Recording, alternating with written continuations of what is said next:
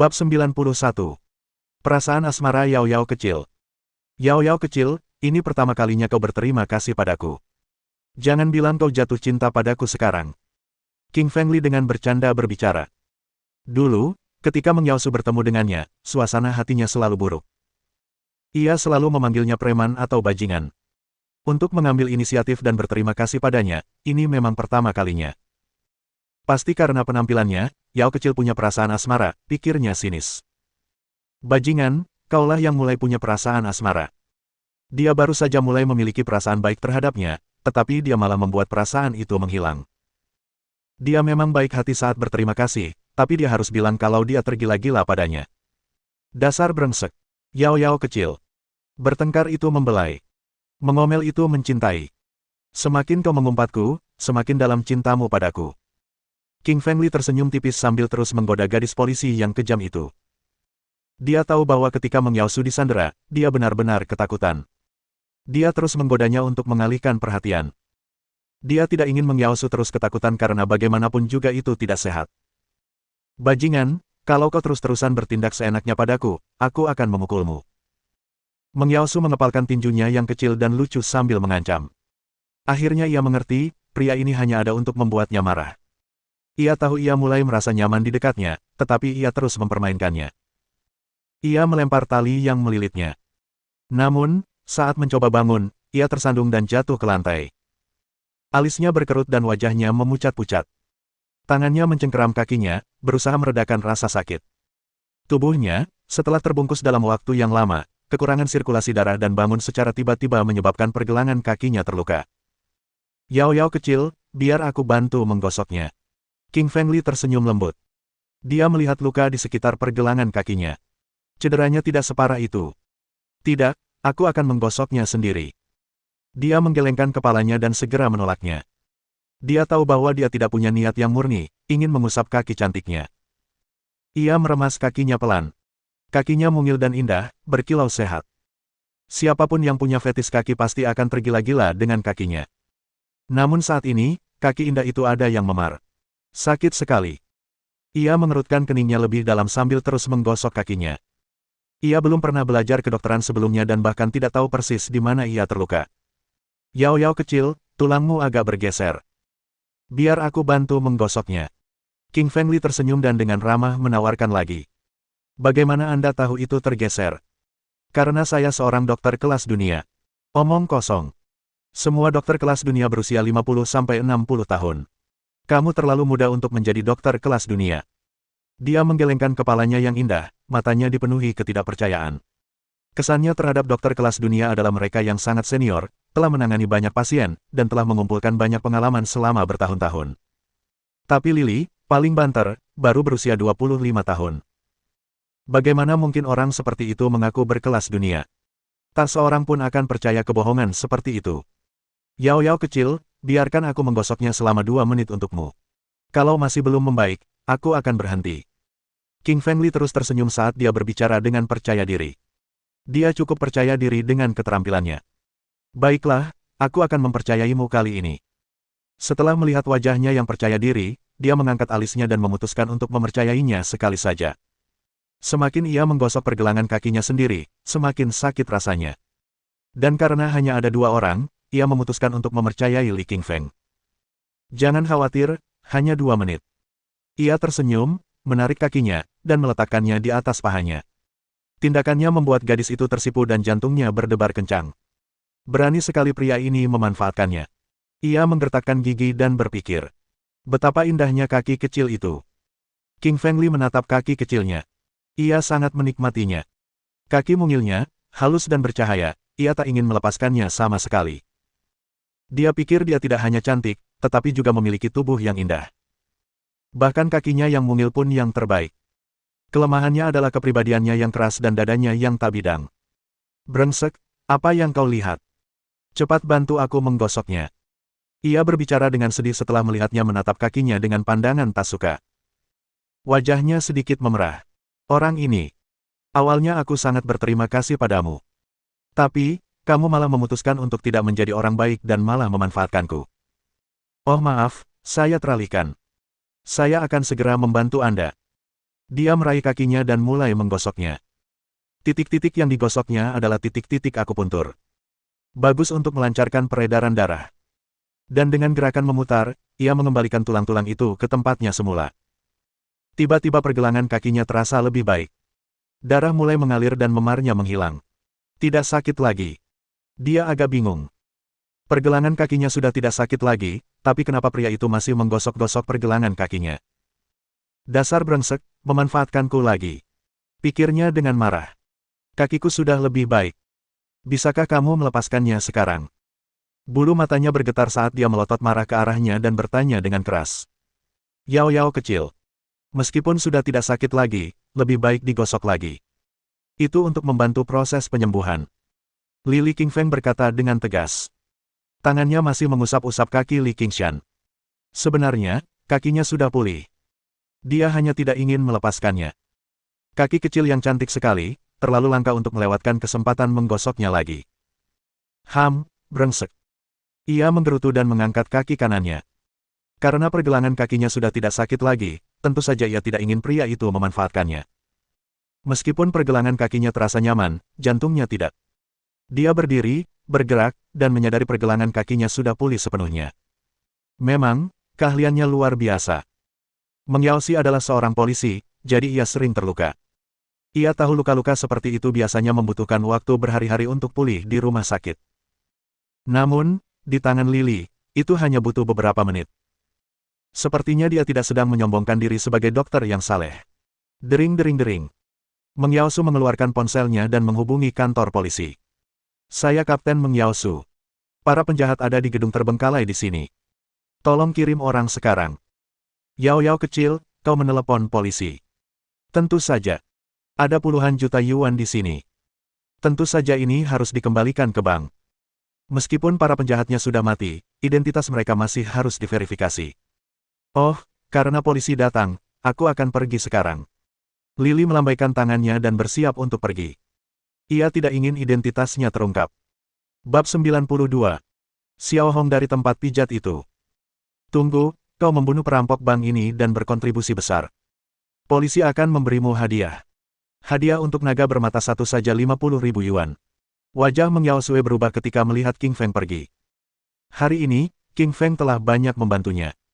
Ia tidak hanya menyelamatkan nyawanya, tetapi juga membunuh 5 penjahat. Sumbangan ini adalah milik King Feng. Yao Yao kecil, aku telah menyelamatkan hidupmu. Sebagai balasannya, bantulah aku. King Feng tersenyum ringan dan berkata. Bantuan apa? Beritahu aku. Aku akan membantumu semampuku. Sederhana saja. Katakan pada mereka bahwa kau membunuh orang-orang ini. Jangan biarkan mereka tahu aku yang melakukannya. Tapi kenapa? Kamu akan menerima hadiah dan penghargaan. Saya tidak tertarik dengan imbalannya. Saya tidak ingin identitas saya terungkap. King Feng berkata dengan tenang. Dia punya 10 juta yuan, jadi wajar saja dia tidak peduli dengan 50.000 itu. Baiklah, aku akan menjaga rahasiamu. Meng Yaosue mengangguk dan berjanji pada King Feng. Meskipun dia tidak mengerti mengapa King Feng tidak menginginkan hadiah itu, karena pihak lain telah berbicara, dia hanya bisa setuju. Namun, pujian seharusnya diberikan kepada King Feng. Ia merasa sedikit tidak nyaman menerima pujian itu. Membunuh penjahat dan mengambil kembali uang bank yang dicuri merupakan kontribusi besar, dan akan sangat dipuji oleh para petinggi. Yao Yao kecil, aku pergi dulu. Kalau ada apa-apa, jangan lupa hubungi aku. King Feng tersenyum kecil dan berjalan pergi. Dia berjalan pergi dengan acuh tak acuh, tanpa ikatan apapun. Terima kasih. Meng Yaosue mengucapkan terima kasih dalam hatinya saat dia melihat King Feng pergi. Meskipun ia memanggilnya bajingan, ia tetap sangat menghargainya di dalam hatinya. Jika bukan karena orang ini, ia pasti sudah mati. Dia hanya bisa menaruh rasa terima kasih terhadap King Feng di dalam hatinya dan membalasnya jika ada kesempatan. Oh tidak, aku lupa membeli papan cuci yang istriku suruh beli. Saat berjalan di jalanan, tiba-tiba dahinya terbentur. Wajahnya dipenuhi keputusasaan. Sore ini, Su Elin memberinya hari libur untuk membeli papan cuci. Namun, ia pergi mengambil uang tunai di bank dan bertemu Meng Yaosue dan para pencuri. Ia benar-benar lupa tentang papan cuci itu. Dia melihat ponselnya dan melihat sudah pukul 7 malam. Karyawan Snow Corporation sudah pulang kerja dan bank sudah tutup. King Feng tersenyum getir, lalu berjalan ke ATM di luar bank. Ia menarik 1.000 yuan dan berjalan menuju mall. Saudara Li, kamu kesini untuk membeli barang. King Feng mendengar suara kejutan di belakangnya tepat setelah dia masuk ke Carrefour. Dia berbalik dan melihat seorang gemuk menatapnya dengan wajah terkejut. Si gendut itu tak lain adalah Hao Luo dari Departemen Keamanan yang juga salah satu adik laki-lakinya. Gemuk, kamu kesini juga untuk membeli sesuatu. King Feng bertanya sambil tersenyum dan menepuk bahu Fatih. Tidak, saya ada urusan di sini. Saudara Li, apa yang sedang Anda lakukan akhir-akhir ini? Kenapa saya tidak pernah melihat Anda di perusahaan? Hao Luo menyentuh kepalanya dan bertanya sambil tersenyum. Aku agak sibuk akhir-akhir ini. Kenapa? Apa ada orang di perusahaan yang membicarakanku di belakangku? Saudara Li, banyak orang di perusahaan bergosip tentang Anda. Terutama orang-orang di Departemen Keamanan. Gemuk, kau pasti sedang membicarakan Kepala Keamanan Zhang Hu. Ya, Saudara Li. Kepala Keamanan terus menjelek-jelekkanmu. Dia benar-benar orang jahat. Hao Luo menggertakkan giginya karena marah memikirkan Kepala Keamanan. Meskipun Kepala Keamanan adalah atasan langsungnya, orang itu berani menghina King Feng. Tentu saja, Hao Luo tidak menyukainya.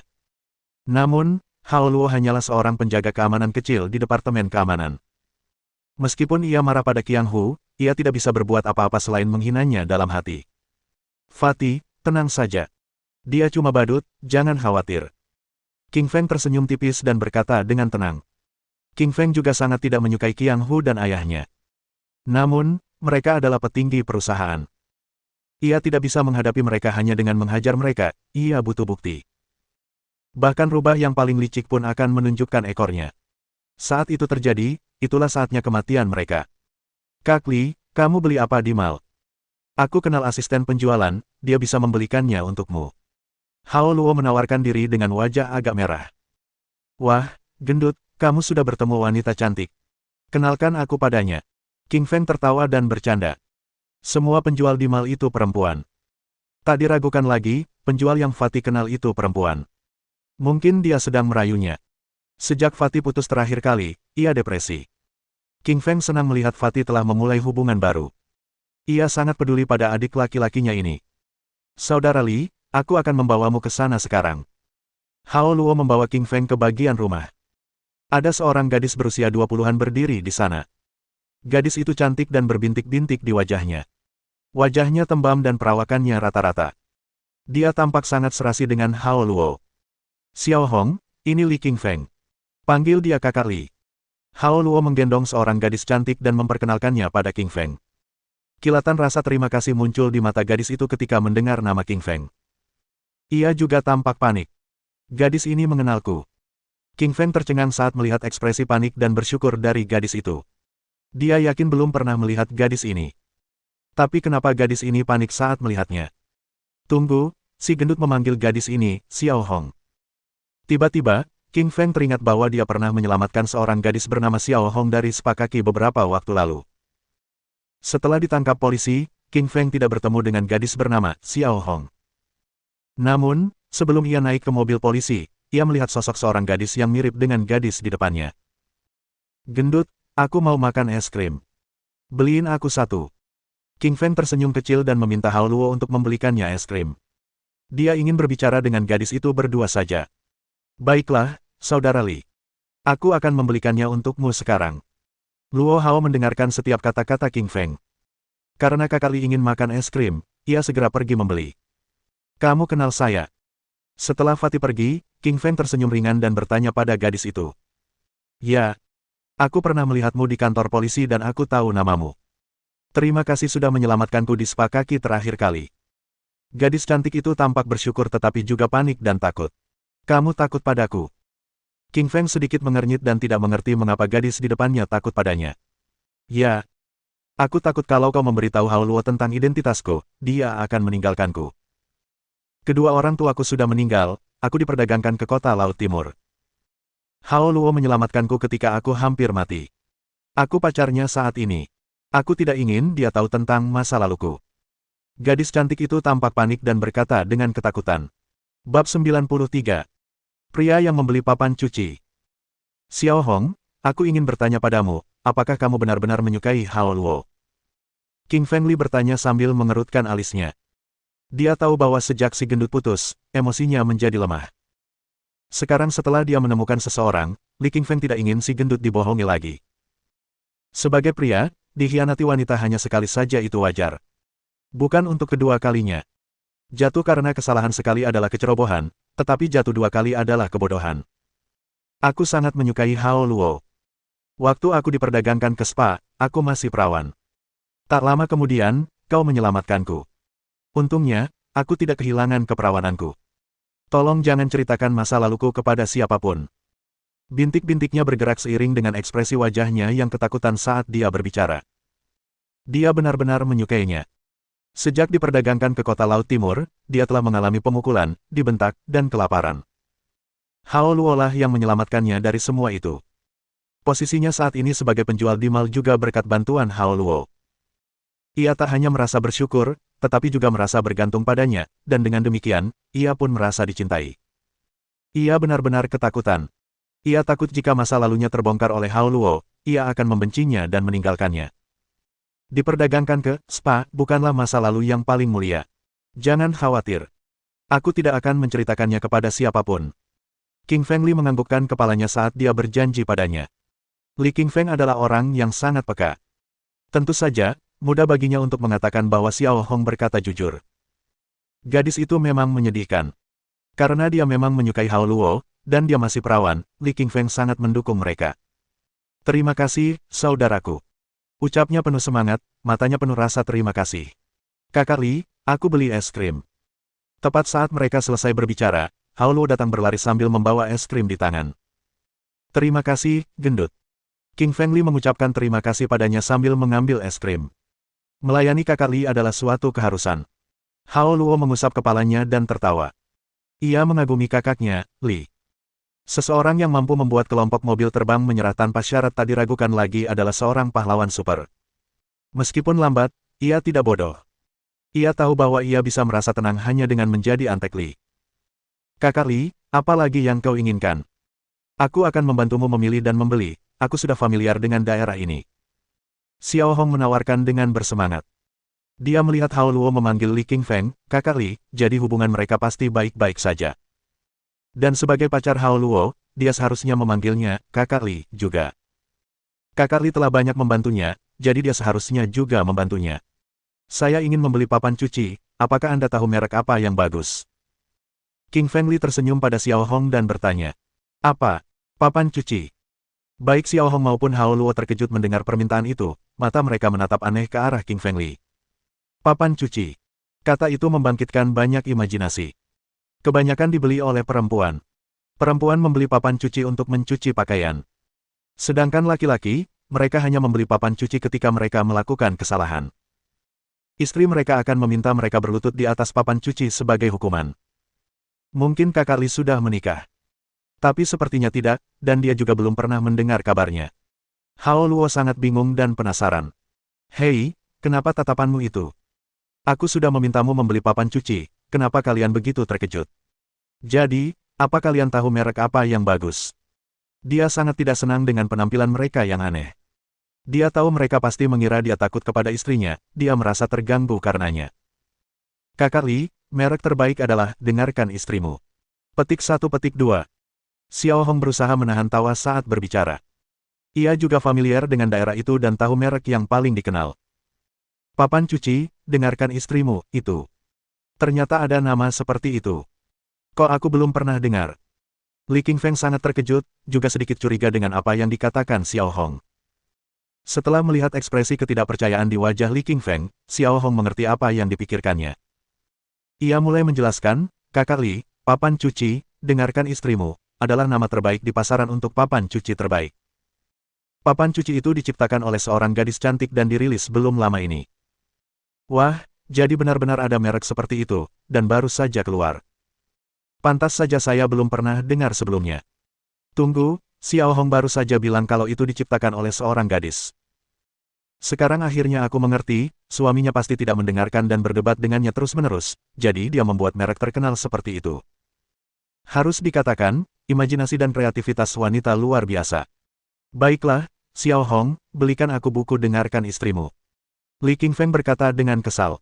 Dia tidak senang. Apa boleh buat, dia sudah membuat kesalahan.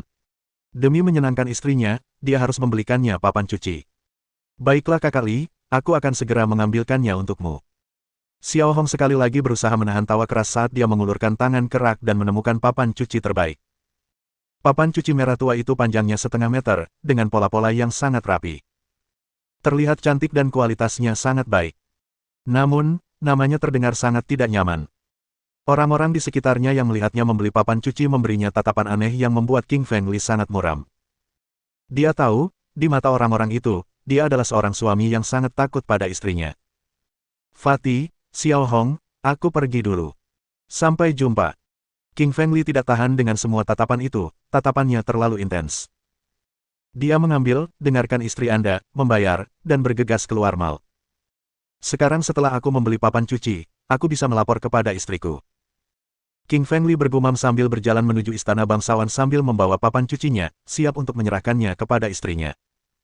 Tepat pada saat itu, Departemen Keamanan di Ice Snow Corporation tengah melakukan konspirasi. Di departemen itu ada 3 orang.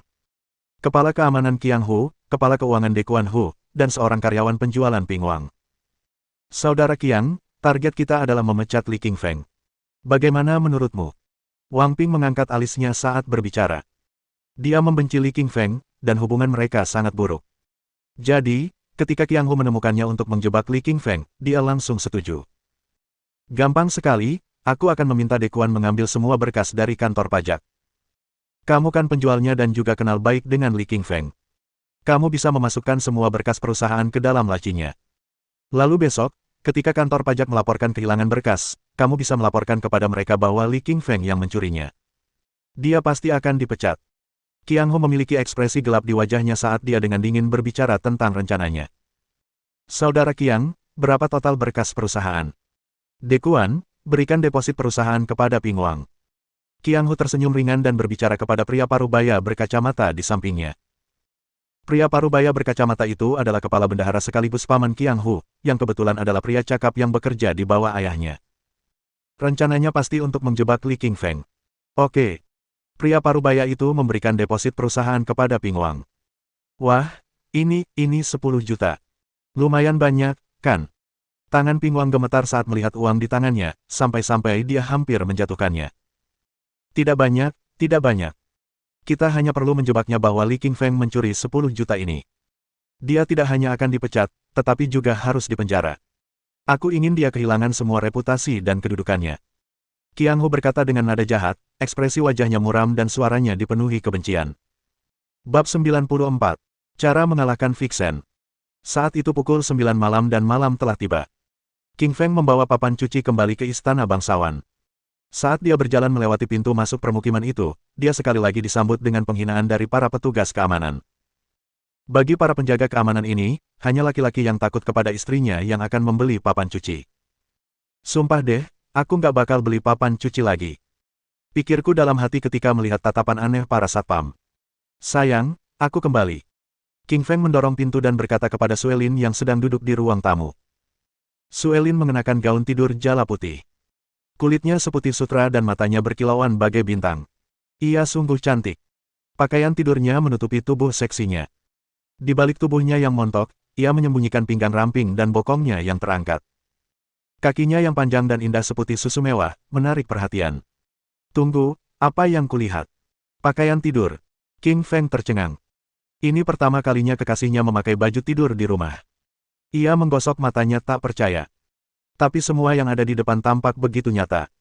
Ini bukan mimpi, Suelin mengenakan pakaian tidur. Kepanikan melintas di wajah Suelin saat melihat Qingfeng. Ia segera menyembunyikan buku yang sedang dibacanya di bawah sofa. Ia tidak ingin buku itu dilihat oleh Qingfeng. Ya ampun, dia hampir mengetahuinya. Suelin menepuk dadanya dengan tangan kecilnya. Wajahnya dipenuhi kepanikan. Dia sedang membaca buku berjudul. Buku itu menjelaskan strategi untuk mengalahkan perusak rumah tangga yang menggoda. Penulis buku ini adalah seorang istri yang suaminya digoda oleh seorang perempuan jalang. Untuk mendapatkan kembali suaminya, sang istri menggunakan berbagai macam strategi dan akhirnya berhasil mengalahkan perempuan jalang itu. Buku ini menjelaskan berbagai cara untuk mengalahkan perempuan jalang. Suelin sengaja pergi ke toko buku untuk membeli buku itu. Ia ingin belajar cara mengalahkan wanita bernama Ruyan Liu. Ia tidak menyangka bahwa saat ia asyik membaca buku, ia akan kembali. Hal itu membuatnya sangat ketakutan. Perlu diketahui, dia memakai baju tidur. Suelin memakai baju tidur karena para wanita dalam buku itu mengatakan bahwa untuk mengalahkan seorang wanita jalang, seorang wanita pertama-tama harus menarik perhatian suaminya dan membuatnya menyukainya. Ini pertama kalinya Suelin mengenakan baju tidur di depan suaminya. Ia merasa sangat gugup dan malu. Kalau ada yang tahu kalau Ratu Es juga bisa pemalu, rahangnya pasti akan ternganga. Tapi sejujurnya, Suelin juga cantik saat dia pemalu. Kamu membeli papan cuci.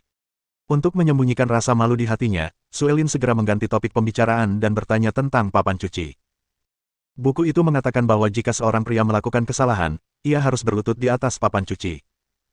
Ia telah memutuskan untuk menghukum suaminya. Namun Suelin menjadi malu saat melihat tatapan mata King Feng. Tatapan mata King Feng panas. Matanya berapi-api dan ia ingin sekali menerkamnya. Suelin tahu ia akan menarik perhatian King Feng dengan mengenakan baju tidur berbahan jala. Namun, ia tidak menyangka daya tariknya akan sebesar ini. Dia merasa bahwa King Feng seperti serigala lapar yang bisa menerkamnya kapan saja. Sayang, coba aku lihat papan cucianmu. Suelin menekan rasa malu di hatinya dan bertanya. Sayang, lihat ini papan cuci, dengarkan istrimu. Lihat, cantik sekali.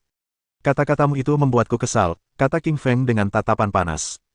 Ia mengambil papan cuci dan bergegas berjalan di depan Suelin. Tak peduli secantik apapun papan cuci, ia tak secantik madunya. Saat itu, ia merasa Suelin begitu cantik. Bibirnya yang semerah ceri, hidungnya yang mancung, tatapannya yang menawan, tubuhnya yang seksi, dan dadanya yang besar membuat darahnya mendidih. Pandangan King Feng terfokus dan ia melihat bra rendah Suelin. Ukurannya setidaknya 36D. Akan sangat menyenangkan jika ia bisa meremasnya. Sayang, apa yang sedang kamu lihat? Suelin jelas melihat tatapan mata King Feng. Wajah cantiknya tampak bingung. Tatapan mata King Feng sedikit menakutkan, membuatnya merasa seolah-olah payudaranya sedang diraba-raba oleh tatapannya. Sayang, aku tidak tahu kamu suka rendah hitam. King Feng berkata dengan penuh semangat sambil tersenyum di matanya. Putih melambangkan kemurnian, merah muda melambangkan kelucuan, sementara hitam melambangkan daya tarik. Ia tak menyangka Suelin memiliki hati yang membara di balik penampilannya yang dingin. Apa yang harus kulakukan? Apa yang harus kulakukan? King Feng melihat bra rendaku, sungguh memalukan. Wajah Suelin menjadi gugup dan malu. Ah, sayang. Aku lelah, aku mau tidur. Suelin tidak tahan dengan tatapan King Feng dan bergegas ke kamar tidurnya di lantai 2. Banting. Suelin menutup pintu. Wajahnya memerah dan pucat, seperti habis minum anggur merah. Suek-suek kecil, ini sangat memalukan. Orang itu telah melihat rendah hitammu.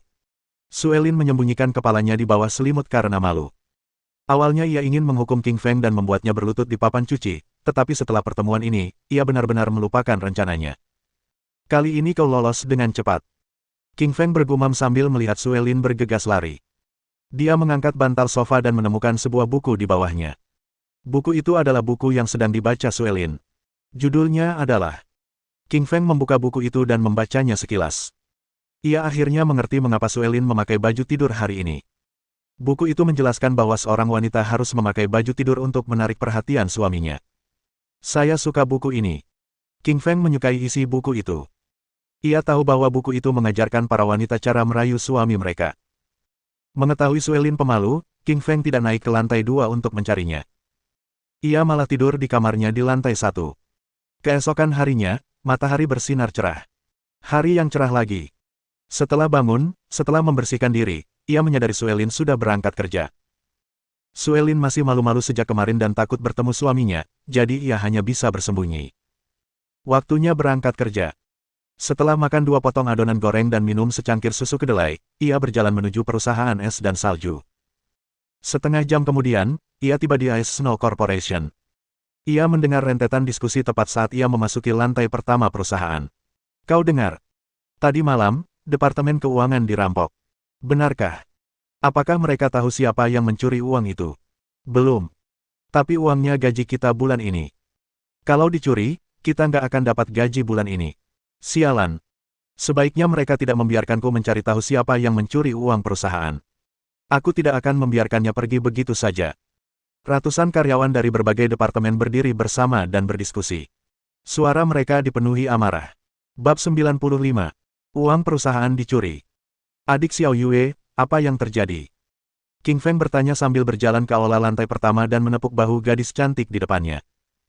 Xiao Yue Zhang mengenakan gaun hijau hari ini. Ia sangat cantik dengan mata besar dan kulit seputih salju. Ia tampak muda dan energik. Kakak Li, saya dengar uang Departemen Keuangan telah dicuri. Uang itu seharusnya digunakan untuk membayar gaji para karyawan. Mereka sedang menyelidikinya. Xiao Yue Zhang mengerutkan hidung manisnya dan berkata dengan muram. Ia sedang menunggu gaji bulan ini untuk merawat ibunya yang dirawat di rumah sakit. Setelah uangnya dicuri, wajar saja ia kesal. Xiao Yue, apakah mereka sudah tahu siapa pencurinya? King Feng mengerutkan kening dan bertanya. Dia merasa ada yang aneh dengan kejadian ini. Departemen Keuangan adalah departemen yang paling aman di perusahaan. Uang itu seharusnya disimpan di brankas yang dikelilingi kamera keamanan. Bagaimana mungkin uang itu dicuri? Kakak Li, semua karyawan sudah berkumpul di aula lantai 1. Direktur keamanan sedang memeriksa setiap departemen. Xiao Yue Zhang mengerutkan kening dan berkata. Firasat buruk muncul di hati King Feng saat dia mendengar kepala keamanan sedang menggeledah setiap departemen. Nalurinya selalu sangat akurat. Ia bisa merasakan bahwa pencurian di Departemen Keuangan adalah sebuah konspirasi. Setelah 30 menit, Qiang Hu dengan gembira tiba di lantai pertama bersama penjaga keamanan lainnya. Di dalam aula, ratusan mata menatap tajam ke arah Qiang Hu. Direktur Hu, apakah Anda menemukan uang yang dicuri? Ping Wang dari Departemen Penjualan bertanya dengan keras.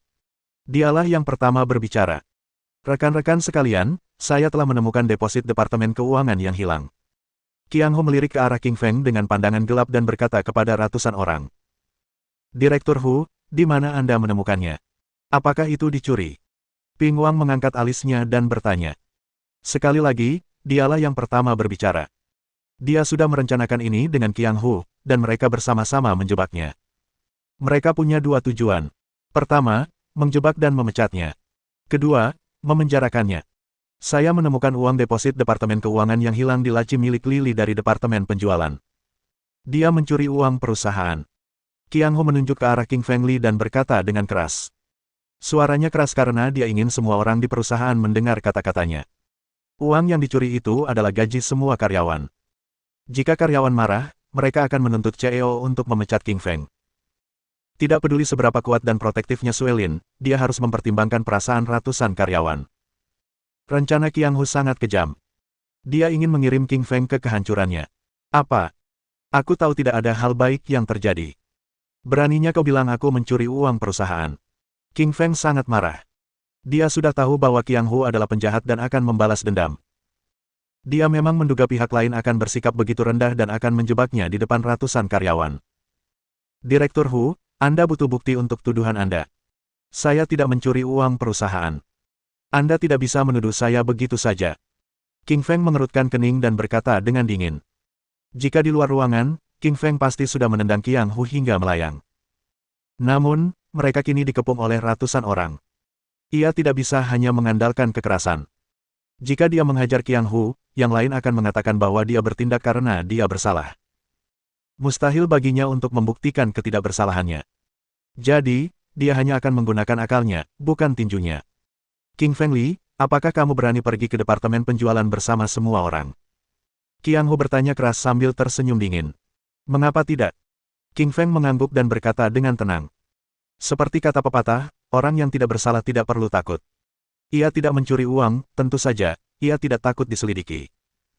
Setelah beberapa saat, King Feng dan yang lainnya tiba di Departemen Penjualan. King Feng Li, beritahu aku, di mana kamu duduk? Qiang Hu bertanya keras sambil tersenyum gelap. Nomor 19 adalah meja kantorku. King Feng menunjuk ke meja nomor 19 dan berkata. Ping Wang, pergi dan buka laci di bawah meja nomor 19 agar semua orang melihatnya. Qiang Hu memberi isyarat pada Wang Ping dan memintanya untuk membuka meja King Feng. Ya, Direktur Hu. Ping Wang tersenyum ringan dan bergegas ke meja nomor 19. Ayah. Ping Wang membuka laci milik King Feng dengan tangan kirinya. Uang deposito Departemen Keuangan sebesar 10 juta dolar tersimpan di dalam lacinya. Uang itu tampak mencolok di mata semua orang. Saya tidak pernah membayangkan bahwa King Feng Li benar-benar mencuri 10 juta dari perusahaan. Dia terlihat sangat tampan. Aku tidak menyangka dia pencuri. 10 juta yuan itu gaji kita. Li Qingfeng berani mencuri uang ini. Dia harus dipecat. Ya, pecat King Feng Li. Orang-orang di sekitarnya berdiskusi dengan penuh semangat. Mereka semua ingin agar King Feng dipecat dan mulai menghinanya.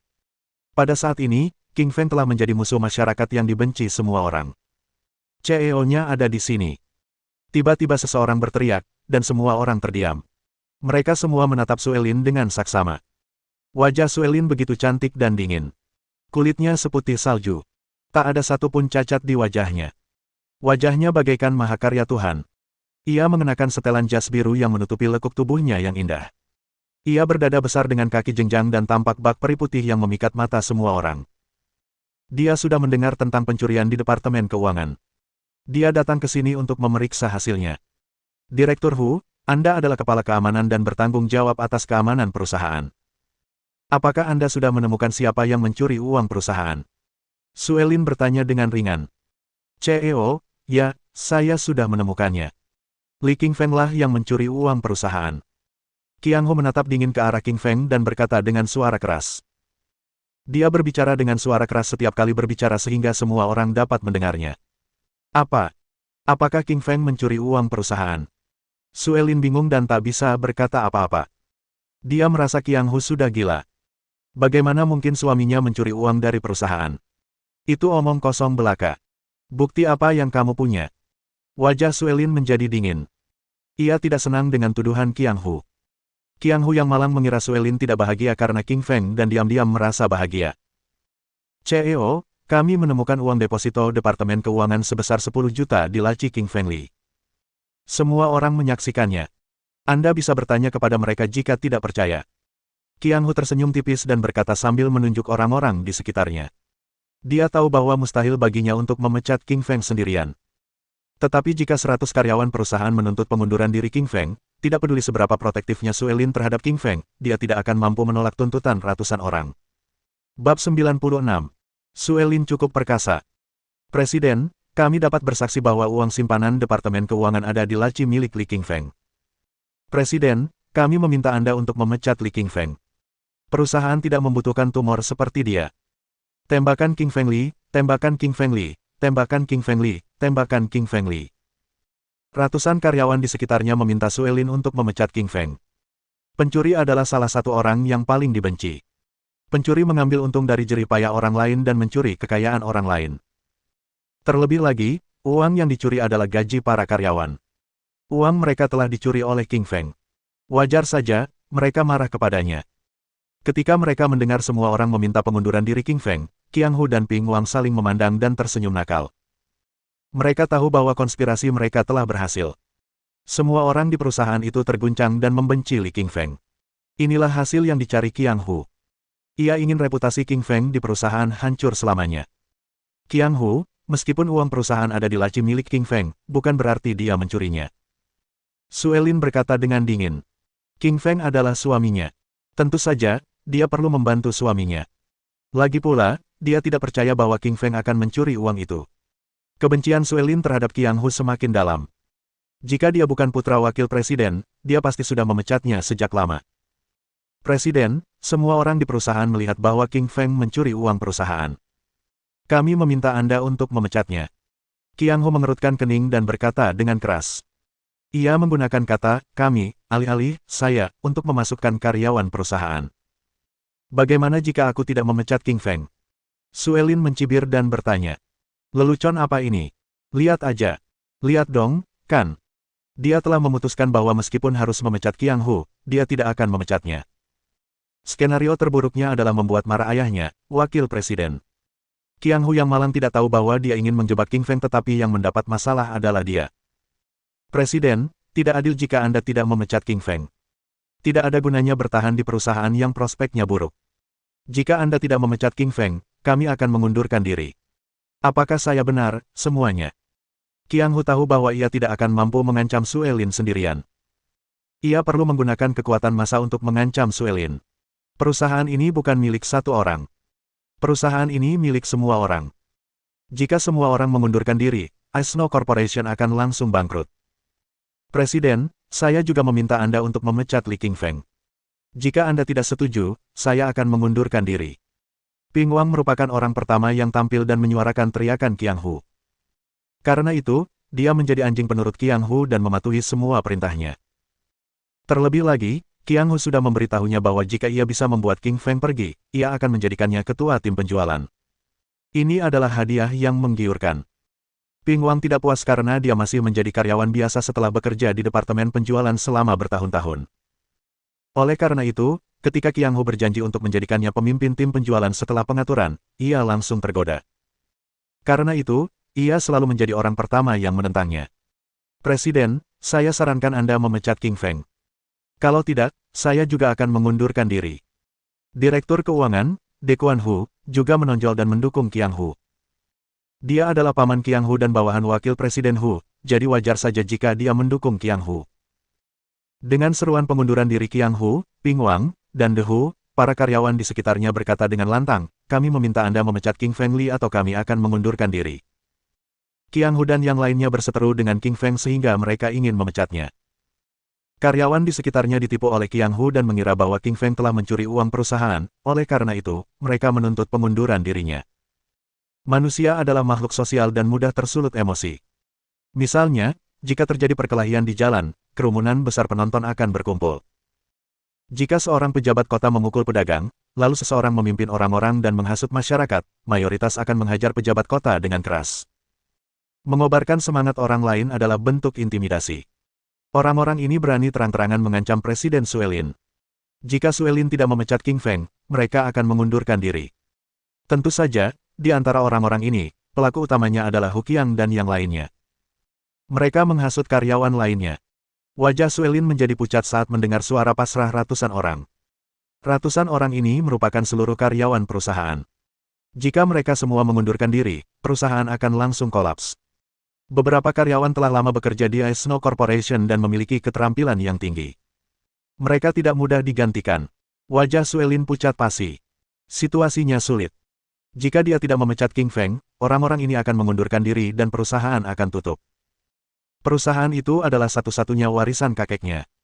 Perusahaan itu memiliki tempat khusus di hatinya, dan ia tidak ingin perusahaan itu tutup.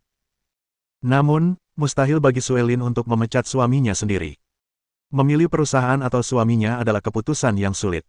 Suelin tenggelam dalam pikirannya. Presiden, kami meminta Anda untuk memecat King Feng. Mohon setujui. Qiang Hu berkata dengan keras untuk memastikan semua orang dapat mendengarnya. Dia berbahaya dan selalu menghasut orang lain untuk mengancam Suelin. Maaf, aku tidak akan memecat King Feng Li. Suelin tersenyum dan sekilas tekad melintas di matanya. King Feng adalah suaminya. Sekalipun itu akan menyebabkan dia kehilangan banyak karyawan, dia tidak akan memecatnya. Suelin sangat mendominasi, tekadnya melampaui ekspektasi Qiang Hu. Qiang Hu tidak menyangka Suelin lebih suka semua karyawan perusahaan mengundurkan diri dan perusahaan bangkrut daripada memecat King Feng. Ia tidak mengerti mengapa Suelin begitu gigih melindunginya. Siapa yang menelepon polisi? Tiba-tiba, sebuah suara yang jelas terdengar dan seorang polisi yang tampan berjalan masuk. Polisi wanita itu sangat cantik dan mengenakan seragam polisi biru. Wajahnya cantik dan kulitnya seputih salju. Bibirnya merah seperti buah ceri dan tingginya setidaknya 1,7 meter. Ia tampak gagah berani dan memiliki penampilan heroik yang memberinya daya tarik tersendiri. Polisi wanita tersebut adalah Meng Yao Su, seorang kapten kepolisian.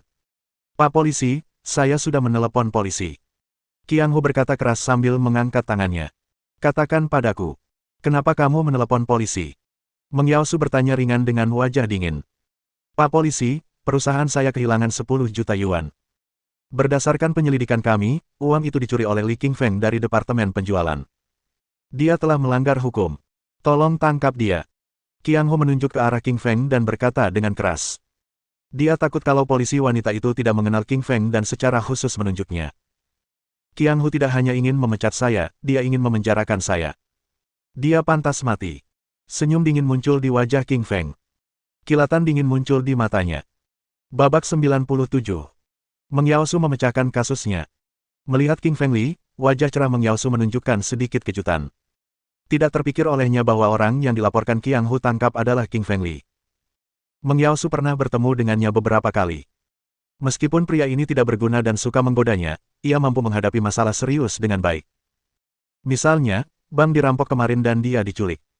Li King Feng lah yang menyelamatkannya. Li Qingfeng bahkan tidak mengambil uang hadiah $1.000 dari bank dan polisi. Su Mengyao tidak percaya bahwa dia akan mencuri uang dari perusahaan. Petugas Su, Qiang Hu menjebak saya karena mencuri uang dari perusahaan. Saya harap Anda akan menyelidiki ini dan membuktikan bahwa saya tidak bersalah. King Feng Li mendekati Mengyao Su dan berkata dengan keras. Istrinya ada di sampingnya, dan dia tidak berani memanggil Mengyao Su dengan sebutan Yao Yao kecil. Kalau tidak, kalau istrinya tahu, dia akan kena masalah. Di mana ada istrinya, dia berperilaku seperti anak baik. Orang ini benar-benar memanggilku petugas Su dan sangat hormat. Mengyao Su menatap Li Qingfeng dengan heran dan bingung dengan sikapnya.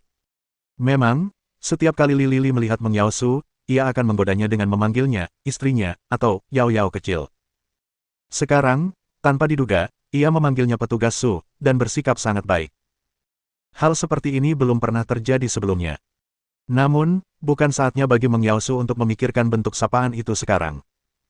Tugasnya sekarang adalah menemukan orang yang sebenarnya mencuri uang itu dan membuktikan bahwa Li Qingfeng tidak bersalah. Li Qingfeng banyak membantu Mengyao Su dan menyelamatkan hidupnya. Ia sangat berterima kasih. Sekarang orang itu dalam kesulitan, tentu saja ia harus membantu. Ia memperkirakan dengan kepribadian Lily yang seperti itu, ia pasti telah menyinggung banyak orang di perusahaan.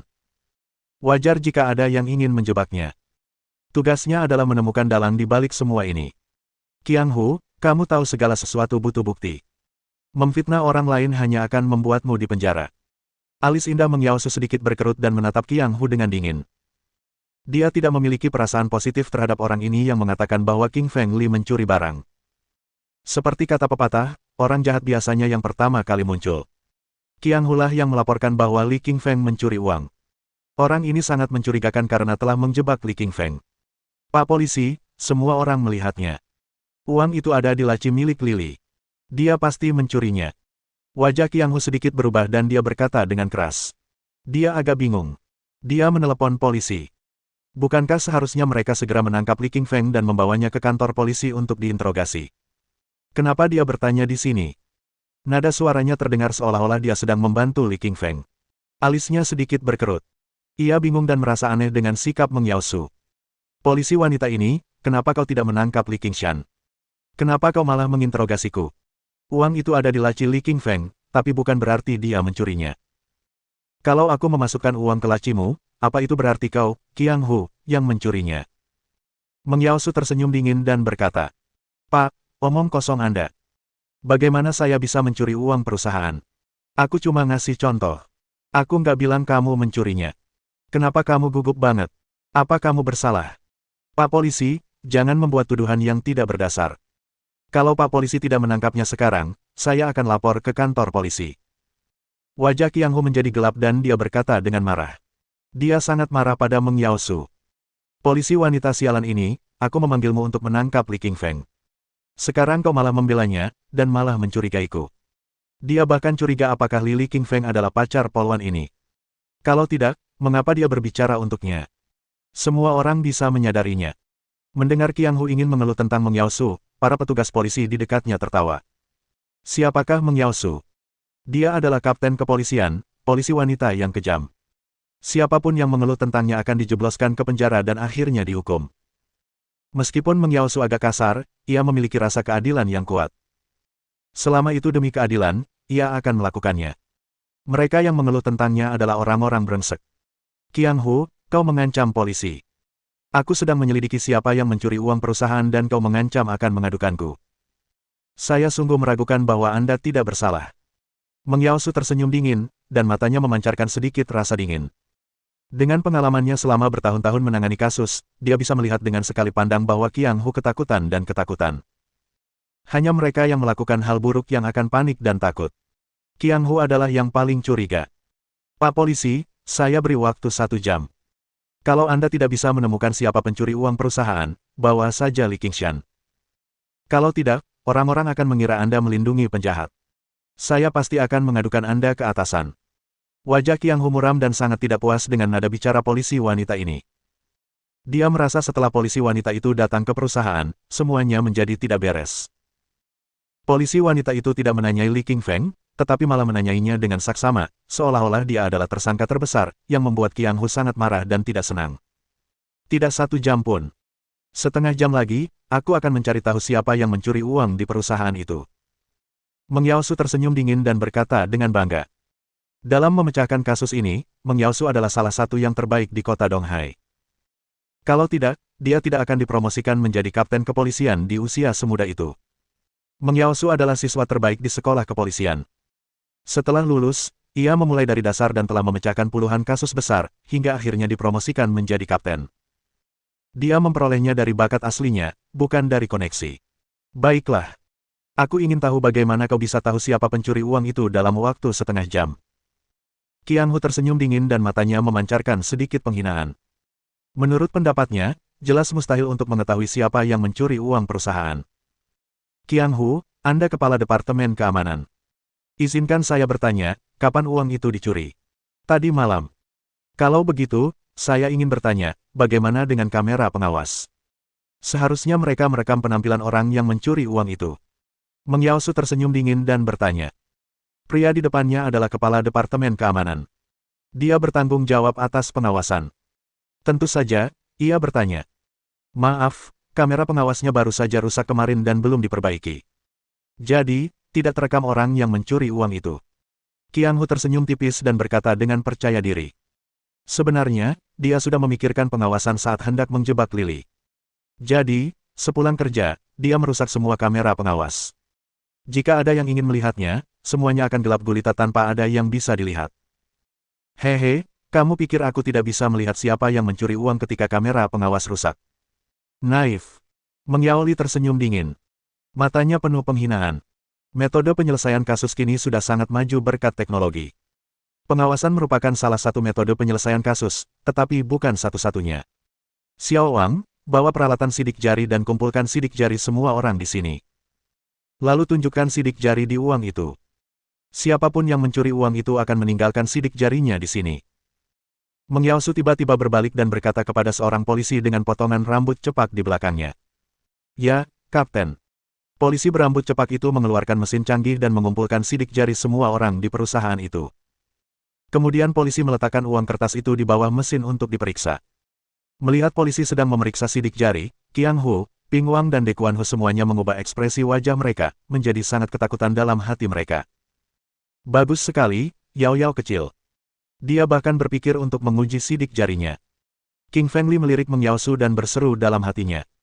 Dia tahu bahwa begitu hasil penyelidikan keluar, dia bisa membuktikan dirinya tidak bersalah. Bab 98.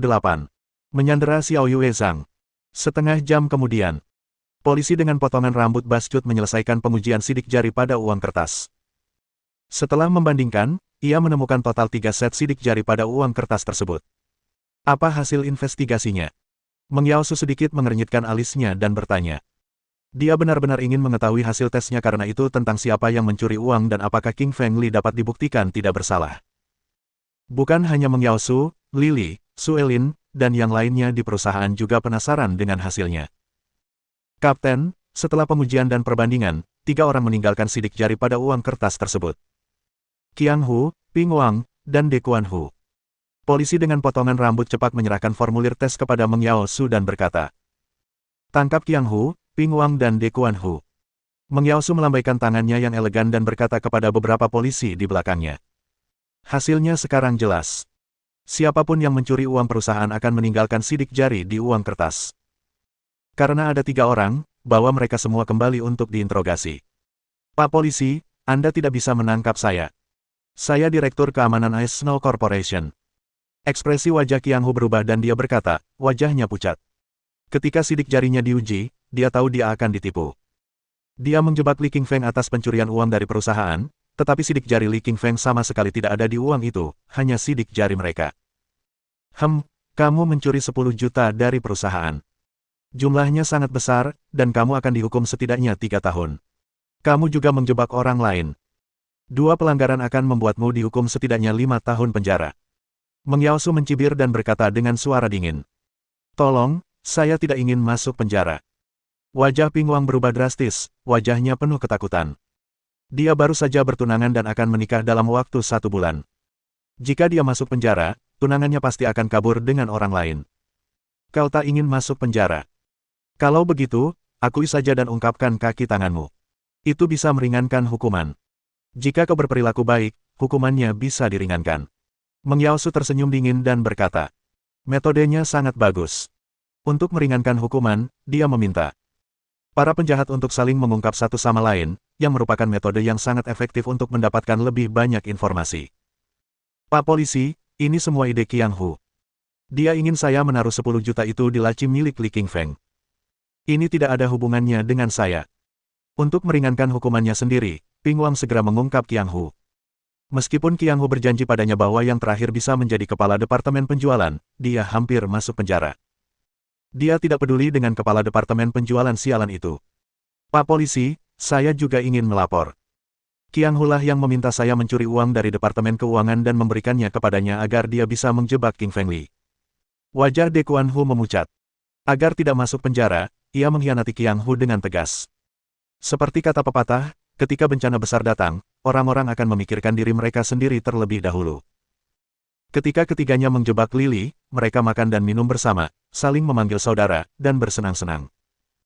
Namun, begitu mereka menghadapi ancaman penjara, aliansi mereka langsung hancur. Mereka langsung terjun untuk mengungkap Qiang Hu. Teman dan sahabat yang buruk di meja makan tidak bisa diandalkan. Kalian berdua bajingan. Kalian benar-benar mengkhianatiku. Melihat Ping Wang dan De Kuan Hu mengkhianatinya, wajah Qiang Hu memucat, matanya penuh amarah. Ia tahu bahwa dirinya lah pelakunya. Ia tak bisa menyangkalnya sama sekali karena ada saksi dan bukti. Tanpa diduga, Qiang Hu lah yang mencuri uang itu. Ya, dia hanya menjebak Li Qingfeng karena mencuri. Dia benar-benar orang jahat. Ya, aku baru saja mendengarkannya dan berbuat salah pada King Feng Li. Aku juga. Sebenarnya, Li Qingfeng adalah orang baik. Orang-orang di sekitar menjadi riuh, tetapi kali ini, mereka menunjuk ke arah Qiang Hu dan merasa bersalah karena menuduh King Feng Li. Presiden Lin, kita akan membawa ketiga orang ini ke kantor polisi. Anda setuju, kan? Meng Yaosu tersenyum tipis dan berkata pada Suelin. Lagi pula, Suelin adalah presiden perusahaan es dan salju. Meng Yaosu sedang menangkap karyawannya, jadi dia harus melaporkannya. Tentu saja. Suelin mengangguk lalu berbalik ke perusahaan dan berkata, saya sekarang mengumumkan bahwa saya telah memecat Qiang Hu, Ping Wang, dan De Kuan Hu dari perusahaan, dan tidak akan pernah mempekerjakan mereka lagi. Mendengar kata-kata Suelin, ketiganya memucat, mata mereka penuh keputusasaan. Mereka dipecat oleh perusahaan, dan tidak akan pernah dipekerjakan lagi setelah kejadian ini tercatat dalam arsip mereka. Presiden benar-benar kejam. Semua orang menatap Suelin dengan kaget. Keputusannya mengubah hidup mereka. Perlu ditegaskan bahwa identitas mereka tidaklah remeh.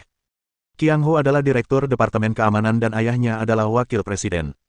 De Kuan Hu adalah Kepala Departemen Keuangan. Ping Wang adalah staf senior Departemen Penjualan dengan peringkat kinerja penjualan dalam 3 besar. Tetapi sekarang, Suelin mengumumkan dengan nada dominan bahwa mereka semua akan dipecat dan tidak akan pernah dipekerjakan lagi. Suelin sangat marah. Orang-orang ini berani mencuri uang perusahaan dan menjebak suaminya. Sungguh tidak bisa ditoleransi. Pecat, mereka harus dipecat. Dan jangan pernah dipekerjakan lagi. Mereka tidak akan pernah bisa menginjakan kaki di perusahaan es dan salju lagi. Suelin berkata sambil menggertakkan giginya. Minggir. Jangan mendekat. Aku akan membunuhnya jika ada yang mendekat. Melihat dua polisi hendak menangkapnya, raut wajah Qiang Hu berubah. Ia mengambil pisau dari rak dan mengalungkannya di leher Xiao Yuezhang. Ia berteriak dengan ekspresi mengancam. Dia tahu dia telah melakukan kejahatan serius, dan dialah dalangnya. Sekali tertangkap, dia pasti akan dihukum. Jadi dia mengambil risiko dan menyandera Xiao Yuezhang. Saat itu, wajah cantik Xiao Yuezhang memucat. Wajahnya yang cantik dipenuhi ketakutan. Tak pernah terpikir olehnya bahwa Qiang Hu akan menyanderanya dengan pisau. Biarkan dia pergi. Melihat Xiao Yuezhang disandera, ekspresi wajah King Feng Li tiba-tiba berubah dan dia berkata dengan dingin. Dia tidak menyangka Qiang Hu akan kehilangan akal sehatnya dan menyandera Xiao Yuezhang agar tidak ditangkap. Tidak, kau harus segera melepaskanku, atau aku akan membunuhnya. Wajah Qiang Hu tampak garang, dan pisau di tangan kanannya bergerak pelan di lehernya. Tiba-tiba, darah mengucur deras, membuat wajahnya memerah. Ini adalah momen yang sangat berbahaya. Jika sedikit saja ceroboh, Xiao Yuezhang bisa mati. Meng Yaosu dan polisi di sekitarnya mengubah ekspresi wajah mereka secara drastis, tidak berani bergerak. Orang-orang di perusahaan itu ketakutan dan mundur, takut mereka akan menyebabkan lebih banyak kerusakan. Karena kamu ingin mati, aku akan membiarkanmu. Melihat wajah pucat Xiao Yuezhang, mata King Fengli menunjukkan sedikit kedinginan. Si cantik kecil ini memperlakukannya dengan sangat baik. Sejak dia bergabung dengan perusahaan, dia telah mengajarinya banyak hal. Dia memutuskan bahwa meskipun dia menunjukkan kekuatannya, dia akan menyelamatkan Xiao Yuezhang. Desir. King Fengli mengambil pena di atas meja dan melemparkannya ke depan. Kecepatan pena itu luar biasa cepat, bagaikan sambaran petir, menusuk telapak tangan Qiang Hu yang sedang memegang pisau, menembus telapak tangannya hingga hancur total. Pisau itu pun jatuh. Bab 99. Kemarahan dua wanita. Ah! Qiang Hu menjerit pilu, memegangi tangan kanannya yang berdarah. Rasa sakit akibat tusukan pena di telapak tangannya membuatnya menjerit dan menangis sejadi-jadinya. Li Qingfeng mencondongkan tubuh ke depan dan menendang Qiang Hu. Ia mengulurkan tangan kanannya dan menyelamatkan Sang Xiao Yue. Kakak Li. Xiao Yuezhang memeluk Li dan mulai menangis. Wajah polosnya penuh air mata. Ia masih gadis berusia 20-an, dan belum pernah mengalami situasi seperti ini.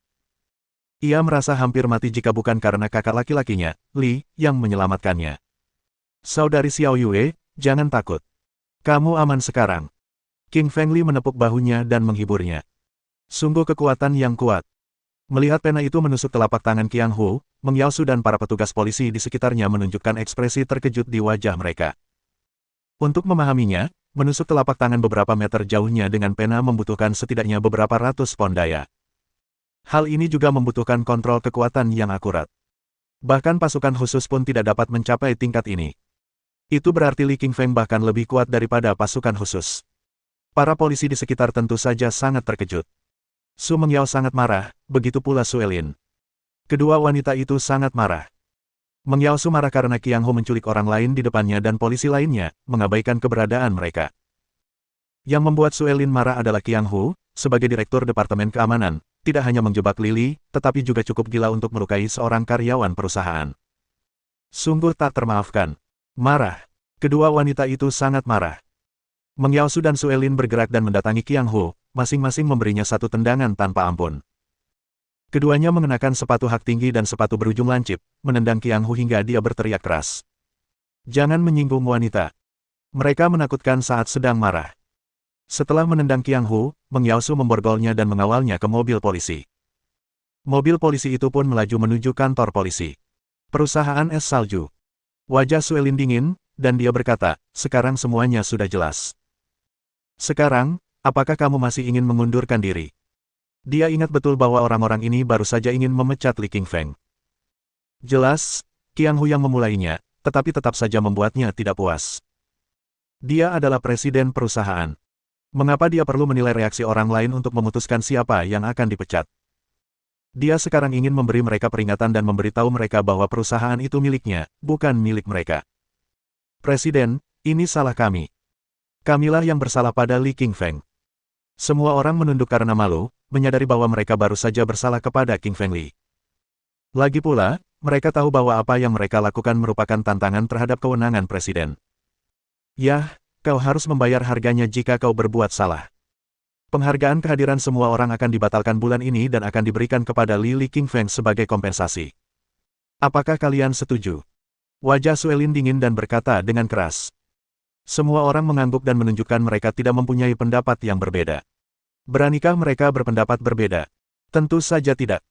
Karena mereka mengancam presiden bahwa jika dia tidak memecat Li Qingfeng, mereka akan mengundurkan diri. Mengancam presiden bisa menjadi alasan pemecatan di perusahaan lain. Su Elin hanya mengurangi bonus kehadiran mereka.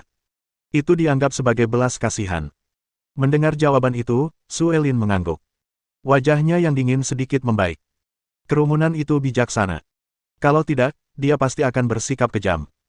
King Feng Li, Direktur Departemen Keamanan dan Keuangan telah ditangkap. Kita butuh 2 orang untuk menggantikan mereka. Menurutmu, siapa yang cocok? Su Elin tersenyum dingin namun menawan dan berkata kepada King Feng Li. Apa? Presiden sedang memilih direktur baru untuk Departemen Keamanan dan Keuangan, dan dia ingin Li Qingfeng merekomendasikan beberapa orang. Orang-orang di sekitar terkejut dan terheran-heran. Direktur Departemen Keamanan dan Departemen Keuangan adalah posisi dengan gaji tinggi. Mereka memiliki tunjangan dan gaji yang besar. Semua orang ingin dipilih. Presiden, penunjukan penting seperti itu sebaiknya diserahkan kepada Anda. King Feng Li menggelengkan kepalanya dan menolak. Dia baru saja datang ke perusahaan belum lama ini dan belum mengenal banyak orang di perusahaan itu.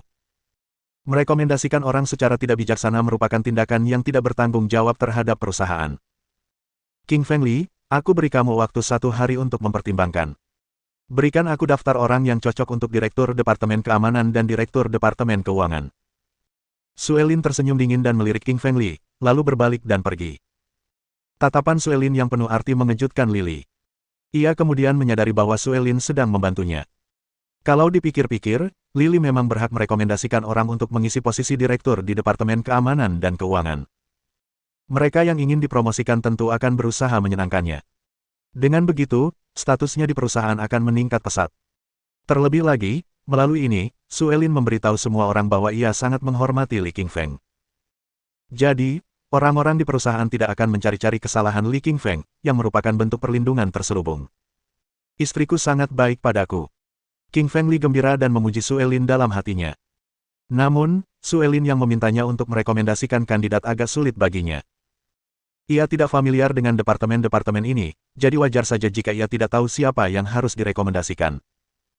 Baiklah, aku bisa jalan-jalan ke Departemen Keamanan dan Keuangan, dan melihat siapa yang cocok menjadi sekretaris. Li Qingfeng tersenyum tipis dan berjalan ke Departemen Keamanan. Dia lebih akrab dengan Departemen Keamanan, jadi dia akan ke sana terlebih dahulu. Saudara Li, Anda di sini. Ketika King Feng Li baru saja memasuki Departemen Keamanan, melihat Luo memanggilnya, dan berkata sambil menyeringai. Presiden meminta Lily untuk merekomendasikan kandidat Sekretaris Departemen Keamanan dan Sekretaris Departemen Keuangan. Semua orang mendengarnya. Ia sekarang sangat populer. Orang-orang ingin menyenangkannya dan menjadi direktur. Li Qingfeng mendongak dan menemukan belasan petugas keamanan di Departemen Keamanan. Mereka bertubuh tinggi dan berotot. Melihatnya, beberapa tampak senang, beberapa terkejut, yang lain agak tidak puas dan bermusuhan. Dia tahu bahwa para penjaga keamanan itu adalah orang-orang Qiang Hu dan beberapa di antara mereka pasti mempunyai hubungan baik dengannya. Sekarang Qiang Hu dihancurkan olehnya. Sebagai teman baik Qiang Hu, wajar saja jika mereka tidak bahagia. Presiden meminta saya untuk merekomendasikan seorang sutradara. Menurut kalian, siapa yang cocok? King Feng Li melirik ke arah belasan penjaga keamanan di ruangan itu dan bertanya. Departemen Keamanan memainkan peran yang sangat penting di perusahaan, bertanggung jawab untuk melindungi properti dan karyawan perusahaan. Departemen ini merupakan penghalang keamanan perusahaan dan tidak membiarkan kecerobohan apapun. Oleh karena itu, ia harus mengawasi dengan cermat. 12 petugas keamanan saling berpandangan dan melirik penjaga terdepan yang tinggi dan tegap. Mereka berkata, kami rasa Jie Zhang cocok untuk posisi itu. Li Qingfeng mendongak. Zhang Jie tingginya 1,9 meter, tegap, berotot, dan penuh tenaga. Ia tampak seperti kandidat yang cocok untuk sekretaris Departemen Keamanan. Namun, saat dia masuk, Li Qingshan mendapati ekspresi Jie Zhang agak bermusuhan, yang membuatnya bingung. Dia yakin dia sama sekali tidak mengenal Jie Zhang. Mengapa dia bersikap bermusuhan dengannya? Bab 100. Si gendut mendapatkan posisi. Apakah kamu Jie Zhang? King Feng bertanya pada pria jangkung dan tegap di depannya sambil mengerutkan keningnya. Ya, benar. Jie Zhang menganggukkan kepalanya, dan permusuhan langsung terlihat di bawah matanya. Meskipun dia menyembunyikannya dengan sangat baik, permusuhannya masih terlihat oleh King Feng. King Feng mengerutkan kening lagi. Pria ini jelas-jelas menyimpan dendam padanya. Bagaimana mungkin dia membiarkan orang seperti itu menjadi direktur Departemen Keamanan? Dia menyadari bahwa sebagian besar orang di Departemen Keamanan mengagumi Jie Zhang dan berharap dia bisa menjadi direktur. Meski begitu, Jie Zhang benar-benar tahu cara memenangkan hati orang lain di departemennya. Jie Zhang, menurutmu siapa yang pantas menjadi direktur departemen ini? King Feng bertanya pada Jie Zhang sambil meliriknya. Dia ingin tahu apa yang dipikirkan pria ini. Saya pikir saya kandidat terbaik. Jie Zhang tersenyum percaya diri. Anda harus memiliki kekuatan dan keterampilan untuk memegang posisi itu agar orang-orang yakin dan menghormati Anda. Jie Zhang adalah orang paling tangguh di seluruh Departemen Keamanan. Dia pasti akan menjadi kandidat terbaik untuk menjadi direktur. Jie Zhang, menurutku kamu bukan kandidat terbaik untuk menjadi direktur. Mengapa tidak? Menurutku Hao Luo akan menjadi kandidat yang lebih baik daripada kamu. King Feng tersenyum sambil menunjuk ke arah Hao Luo. King Feng pasti tidak akan membiarkan Jie Zhang menjadi direktur karena dia tahu Jie Zhang memusuhinya. Dia mencari seseorang yang berada di tim yang sama dengannya, dan orang itu pasti Hao Luo. Pertama-tama, Hao Luo adalah saudara dekat King Feng dan mau mendengarkannya. Kedua, Hao Luo sudah familiar dengan gaji di Departemen Keamanan karena ia bekerja di sana. Aku tidak tahan dengan itu.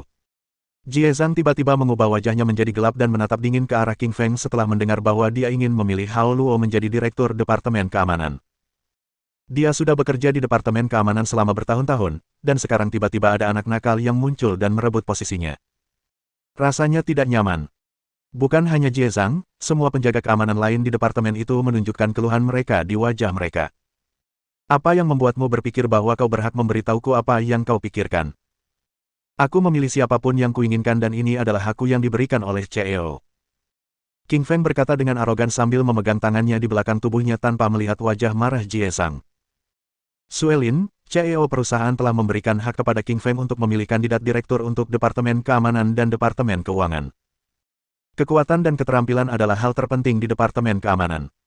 Hao Luo tidak cukup tangguh untuk mengalahkanku. Kurasa dia tidak pantas menjadi direktur. Jie Zhang berkata dengan marah dan wajah gelap. Mustahil Hao Luo bisa menjadi direktur Departemen Keamanan kalau aku saja tidak bisa. Jie Zhang berpikir dalam hatinya. Hah, Jie Zhang. Tahukah kamu kenapa aku tidak memilihmu menjadi direktur? Saya tidak. Karena kamu memusuhiku. Kata King Feng ringan sambil meliriknya. Jie Zhang langsung mengubah raut wajahnya setelah mendengar kata-kata King Feng. Ia tak percaya bahwa meskipun ia menutupinya dengan baik, ternyata King Feng masih bisa menyadari apa yang dipikirkannya. Baiklah, saudaraku, ada sesuatu yang ingin kukatakan kepadamu. Hao Luo tiba-tiba teringat sesuatu dan berbisik di telinga King Feng. Katakan padaku, gendut, apa itu? Saudaraku, saudara perempuan pria ini adalah istri Qiang Hu, jadi Qiang Hu adalah saudara iparnya. Hao Luo mengerutkan kening dan memberitahu apa yang diketahuinya tentang Departemen Keamanan kepada King Feng. Oh, tidak heran. Qiang Hu adalah saudara iparnya, itu sebabnya dia menyimpan dendam padaku.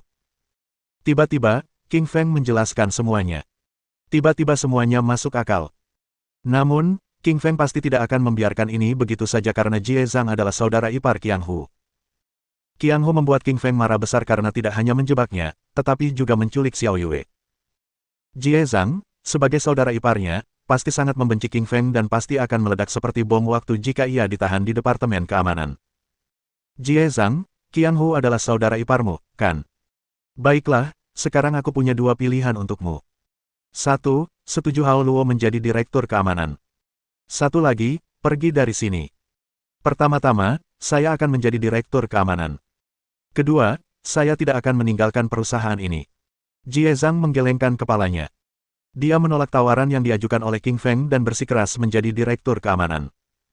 Oke, kamu mau jadi Direktur Keamanan. Begini kesepakatannya, kalau kamu bisa tahan satu pukulan dariku, aku akan membiarkanmu. Tapi kalau tidak, kamu harus pergi. King Feng mengerutkan kening dan berkata. Dia yakin Jie Zhang pasti akan menerima tawarannya. Jie Zhang tampak gembira setelah mendengar apa yang dikatakannya. Jie Zhang berpikir bahwa tawaran yang sangat bagus adalah ia harus menjadi Direktur Keamanan asalkan ia bisa menerima satu pukulan dari King Feng. Ia kemudian akan membalas dendam untuk saudara iparnya segera setelah itu. Setuju. Ayo. Jie Zhang berjongkok dan menegakkan tubuhnya, menunggu King Feng. Dalam benaknya, King Feng tidak terlihat setinggi atau sekuat dirinya. Mustahil baginya untuk mengalahkannya hanya dengan satu pukulan. King Feng berjalan perlahan di depan Jie Zhang dengan wajah tenang, lalu dia mengulurkan tangan kanannya dan memukul Jie Zhang di dadanya. Ahaha! Jie Zhang menjerit keras sambil terdorong beberapa meter jauhnya seperti rudal dan terbanting ke dinding. Ia memuntahkan seteguk darah dan jatuh ke tanah. Jie Zhang menatap King Feng dengan menakutkan dan kemudian pingsan di detik berikutnya. Apakah masih ada yang mau jadi Direktur Keamanan? King Feng mengulurkan pergelangan tangannya dan bertanya sambil tersenyum. Iblis, ini senyum iblis. Lebih dari 10 penjaga keamanan di sekitar sana ketakutan setelah melihat senyum King Feng. Jie Zhang adalah seorang veteran yang memiliki kekuatan paling besar di Departemen Keamanan. Jika dia bahkan tidak bisa menahan pukulan dari King Feng, tidak ada yang bisa. Baiklah, kalau begitu saya memilih Hao Luo sebagai Direktur Keamanan. Ada yang tidak setuju. King Feng tetap tersenyum sambil membawa Hao Luo ke depan. Sama sekali tidak. Semua orang di kerumunan menggelengkan kepala. Perselisihan macam apa yang akan mereka hadapi? Mereka semua ketakutan oleh King Feng setelah melihat Jie Zhang terlempar dengan tulang rusuk patah. Fatih, jadi kamu sekarang Direktur Keamanan. Semoga sukses dan terus bekerja keras. King Feng meninggalkan Departemen Keamanan setelah menepuk bahu Hao Luo. Terima kasih, Kakak Li, terima kasih. Hao Luo sangat bersyukur saat melihat kepergian King Feng. Ia memutuskan untuk bekerja sebaik mungkin di posisi ini dan tidak membiarkan King Feng kecewa. King Feng telah menyelesaikan Departemen Keamanan dan sekarang dia harus pergi ke Departemen Keuangan. Namun, karena tidak tahu apa-apa tentang Departemen Keuangan, akan sulit menemukan petunjuk yang tepat. Saat dia sedang dalam perjalanan ke Departemen Keuangan, dia bertemu dengan seorang gadis cantik dan bertubuh seksi. Mohon dukungan dari omom ante-ante sekalian, buat subscribe atau sharekan novel Mimin ke Facebook kalian, agar channel Mimin bisa terus berkembang. Dengan begitu, Mimin bisa lebih semangat untuk up novel seru lain ke depannya. Sekiranya ada kebutuhan buat subback, silakan inbox Mimin atau tuliskan di kolom komentar, Mimin dulukan dengan ucapan terima kasih.